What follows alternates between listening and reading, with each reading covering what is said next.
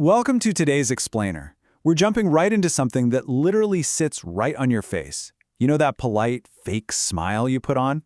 Well, we're going to uncover why it might actually be totally exhausting you and, believe it or not, doing real damage to your relationships. Let's start off with a super relatable scenario. Ask yourself right now, how often do you fake a smile just to keep the peace, only to feel absolutely drained right after? You're probably doing it every single day. You know the drill.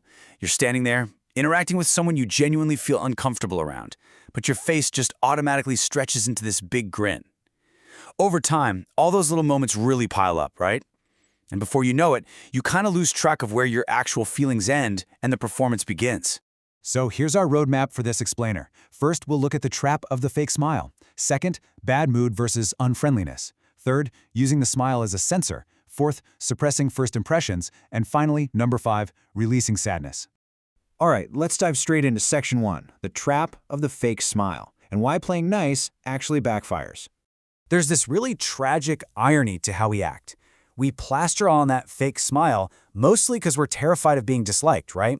We think we're protecting the relationship, but in reality, a fake smile that's meant to be a shield actually signals to other people that they can treat you lightly. When people see you just smiling and letting things slide, their brains subconsciously register that you're someone who can be manipulated or just used for their own convenience. It is a complete 180 from what you intended. The very weapon you thought was protecting you is actually chipping away at your own self-worth. To figure out why we even do this, we kind of have to look back. It often ties into this psychological concept called a safe base. If you grew up with just one person, maybe a parent, who was an absolute unconditional ally, you probably built a secure psychological foundation. Having that safe base means you can face being disliked as an adult without feeling like your whole world is ending.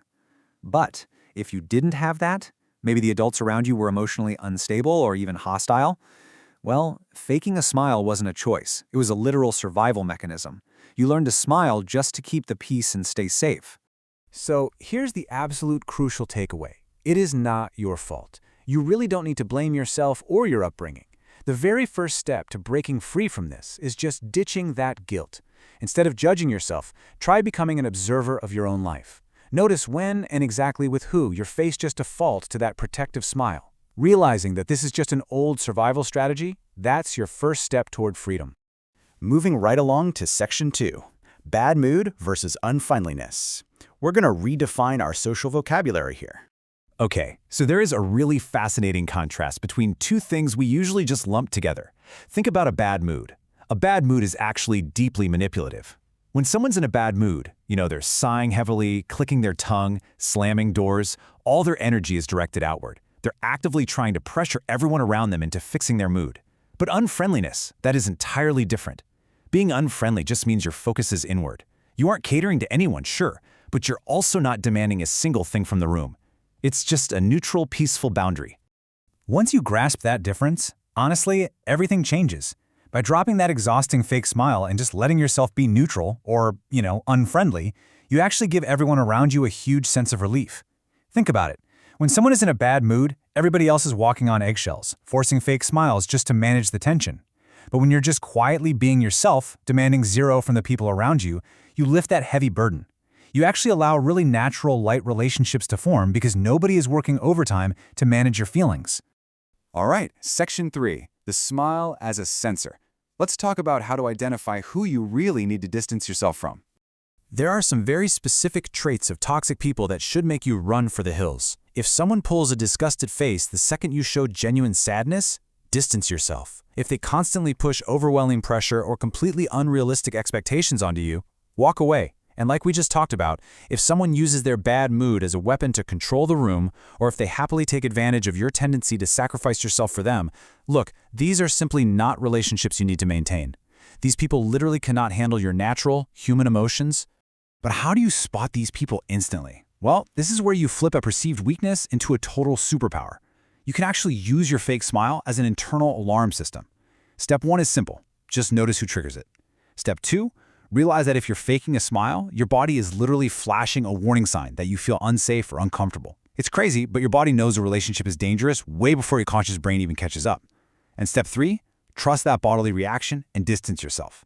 If you feel absolutely wiped out after hanging out with someone, you've got to trust that feeling.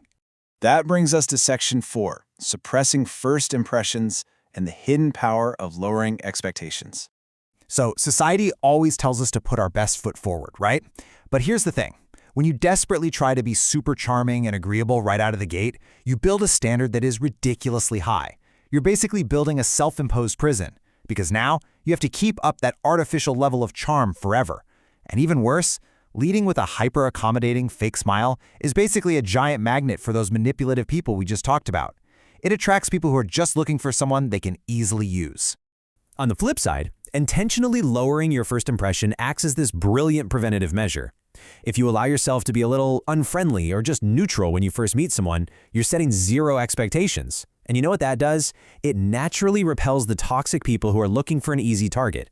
But at the same time, it leaves the door wide open for authentic connections, the kind of people who don't need you to put on a show, the ones who actually appreciate the real, relaxed you. With truly compatible people, you are never going to have to force a smile in the first place. And finally, Section 5, releasing sadness and finding your true smile. Deep down beneath that fake smile is usually a whole lot of suppressed sadness. A lot of people who fake smiles were taught as kids that they just weren't allowed to cry, so they learned to cover their grief with a grin. But think about this. Trying to stop sadness is as impossible as holding in the need to use the restroom. I know it's kind of funny, but it's a profoundly accurate analogy.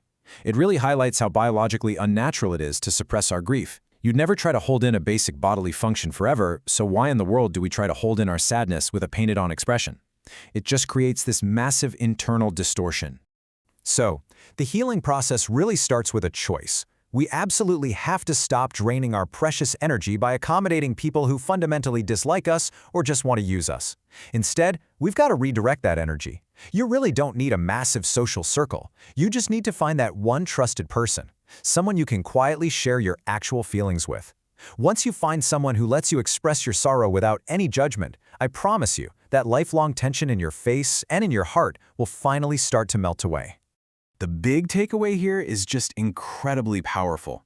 A real smile is not a mask. It's a spontaneous overflow of joy. But you can only experience that joy if you actually allow yourself to feel the full spectrum of your emotions. When you finally drop the exhausting act, reclaim your suppressed sadness, and just give yourself permission to be neutral, your authentic connections are going to deepen. And when you are finally allowed to be sad, well, that's when your true, radiant smile can actually shine through.